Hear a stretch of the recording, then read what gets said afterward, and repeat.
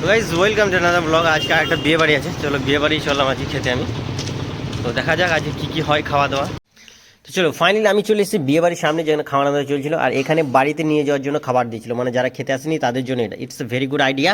চলো রান্নার দিকটা আমি অবশ্যই একবার ভিজিট করি বিয়ে বাড়ি গেলে।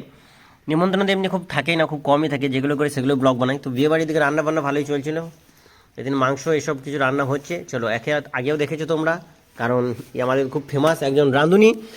আর তারপর টেবিলে বসে গেছি, আর টেবিলে বসার পর প্রথমে 10টার খাবার, ঠিক আছে, তারপর আবার দুপুরে হবে। তো 10টার খাবারে কী কী এসছে সেটা দেখতে পাচ্ছ।